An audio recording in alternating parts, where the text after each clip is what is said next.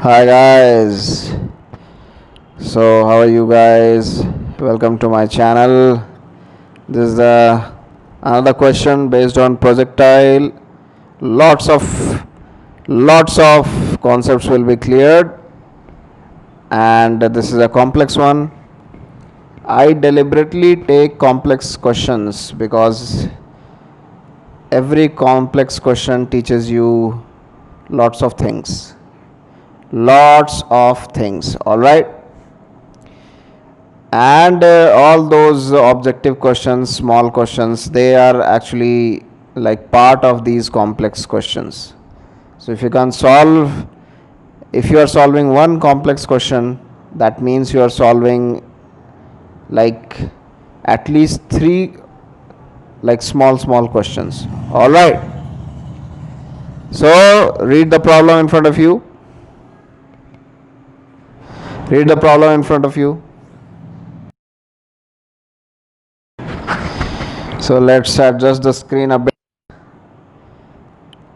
Okay. So the problem says a particle is projected from point A. Now you can see the point A in the figure.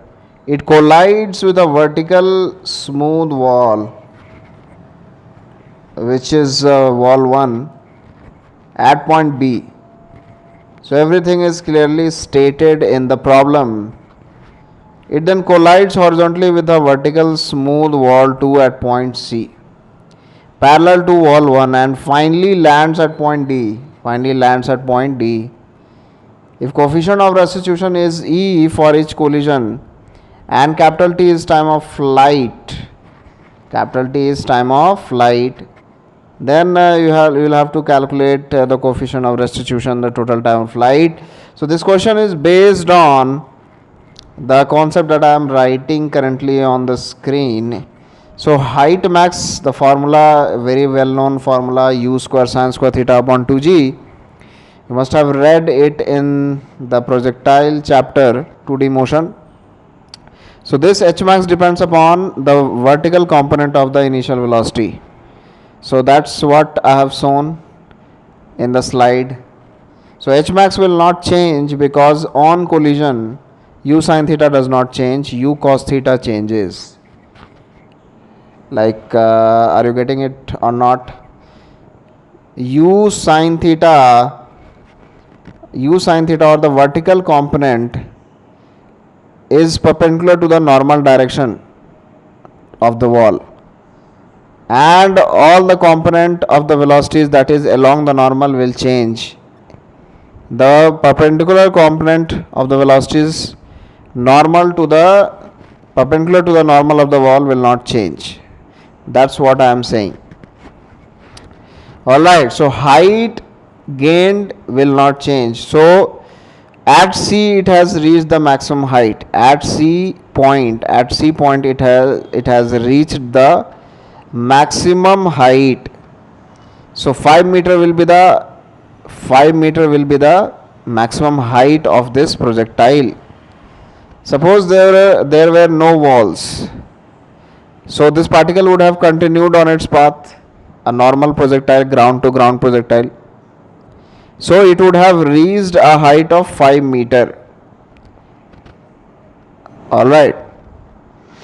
In normal projection, when there were no walls, it would reach a maximum height of 5 meter.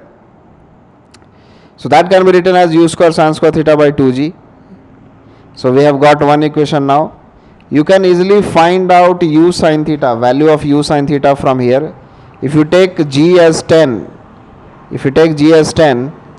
then u sin theta will come out to be 10. Alright, so 20 will you will cross multiply, that will become 100, u sin theta will become 10. So like let's draw the figure. So at C point it has reached the maximum height. As height does not change, see basically what you can do, you can understand it by removing the walls. Remove the walls, then this will become a normal projectile, right? It will just fall somewhere in the right side and it will achieve the maximum height of 5 meter. It will achieve the maximum height of 5 meter.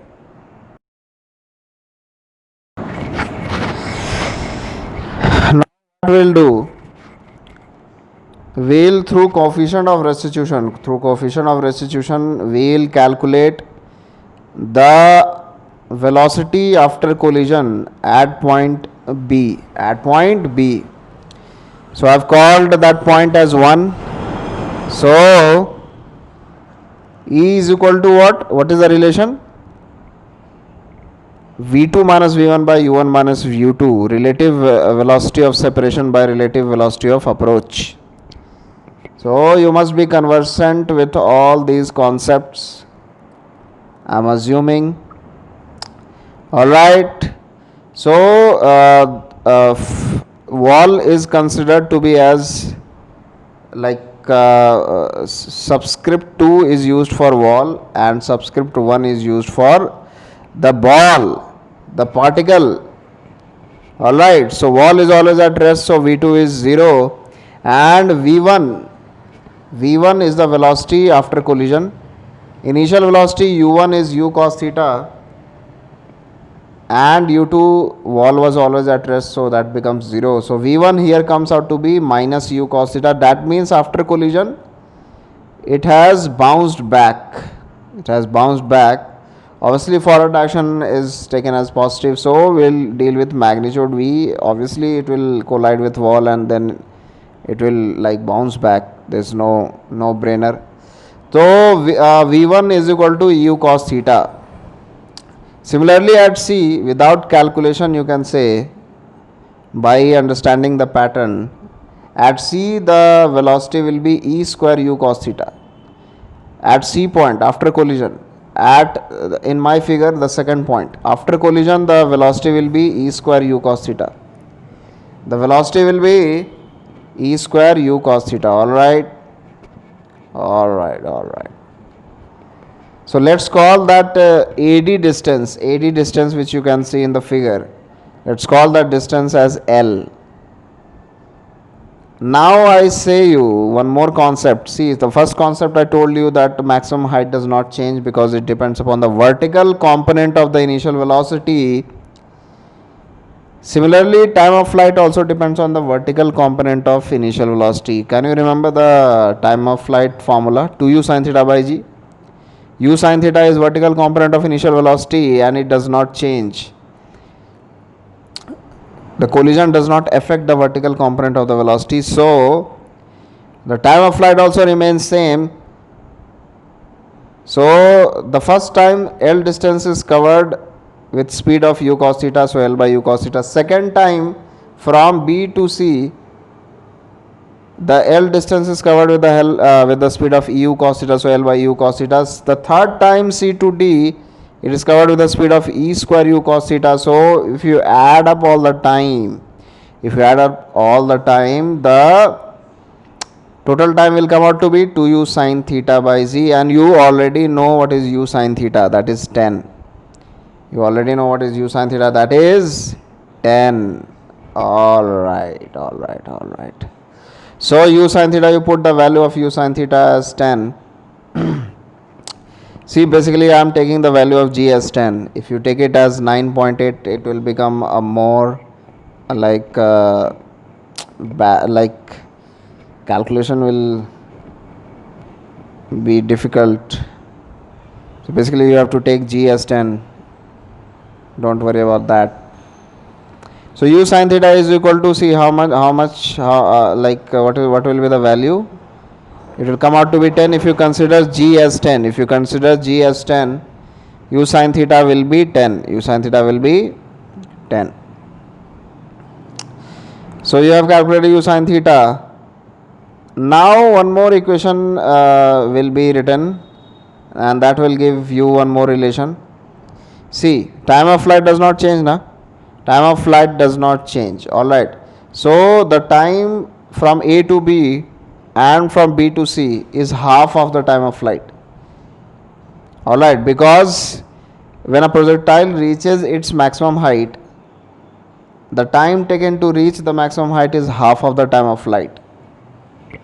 Are you getting me or not? You have read all of these things in projectile motion. All right. So I'm just using those concepts in this problem. This problem is a good problem which involves all the basic concepts that you have learned. So as stated in the starting of the session, this problem will make you revise many things, and this problem will teach you many things. So basically, what is the equation that has come in front of you? L by u cos theta, and inside the bracket 1 plus e plus 1 plus 1 by e plus 1 by e square is equal to 2. All right. So this resulted in this came from calculation of total time of flight. Now I'll write another equation. What I'll do, L by u cos theta plus L by u cos theta is equal to half of time of flight. I told you already. So that will be u sin theta by g. All right. And C to D, it has come to the ground again. So C to D is the next half of the time of flight. All right. So another equation will be L by E square u cos theta, and that will be equal to u sin theta by g. All right. So we'll solve all these equations and then we'll get the answer. So all the concepts I have told you, all these concepts that is there to solve this problem, I have already explained. Now what remains is just to write the equations.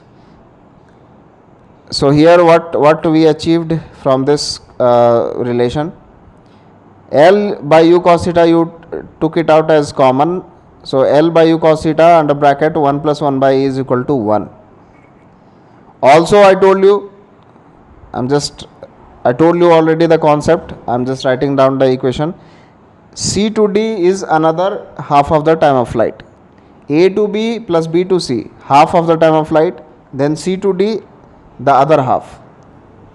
Because the speed has slowed down, if you can understand, speed has slowed down, so it will take more time to cover the L distance. So that time is basically half of the time of flight. So L by E square u cos theta is that will be equal to u sin theta by g, and u sin theta by g is basically 1 because u sin theta came out to be 10, right? So basically L by u cos theta, you will put it there. I'm showing it with an arrow. So E square, so what did that result into? E square plus E is equal to 1. E square plus E is equal to 1. So this becomes a quadratic in terms of E, coefficient of restitution. You can solve this quadratic and find out what the value of E is. Now what you do, this is not required what I am doing here, but still you put that value in the above equation. So that will result into E square 1 plus, so E square under bracket 1 plus 1 by E plus 1 by E square is equal to 2. So that will result into E square plus E plus 1. So 1 plus E plus E square. 1 plus E plus E square. 1 plus E plus E square is equal to 2. Right, though again you obtained the same equation the quadratic one. So basically you will have to solve it. Solve this quadratic, get the value of E. Simply.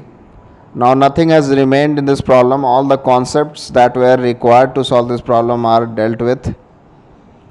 And now just to solve this quadratic equation, so solve it and get the answer.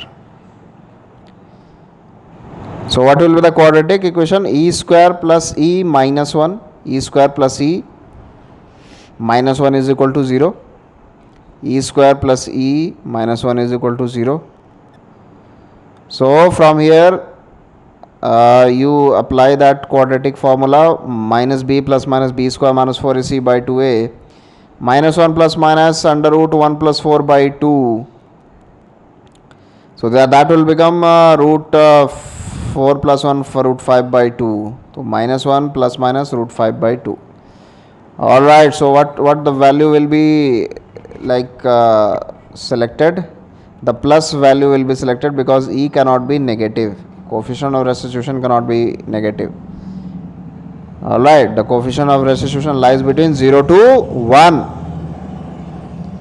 Lies between 0 to 1. So the value is root 5 minus 1 by 2. Which option? Which one? The option A, root 5 minus 1 by 2. Okay, and the question has also asked about time of flight. So already I calculated time of flight as 2 sin theta by g as total time of flight. U sin theta came out to be 10. Put the value of u sin theta there, 10, g is 10, cancels out, t is equal to 2. So what will be the time of flight? C. So the two answers are A and C.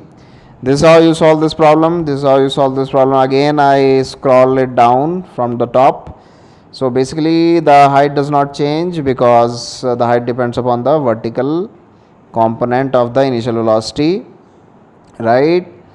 So using that concept I wrote 5 is equal to u square sin square theta by 2g. From there you calculated u sin theta. Alright, because why did I conclude that 5 is the maximum height? Because it is written in the like C is the topmost point. C is the topmost point, and it's also written in the question that at point C, like the particle collides parallel to the wall. So at the highest point, only what velocity remains? The horizontal velocity remains. Alright, so we have dealt with this good problem. Hopefully it teaches you lots of things, so stay tuned for more problems.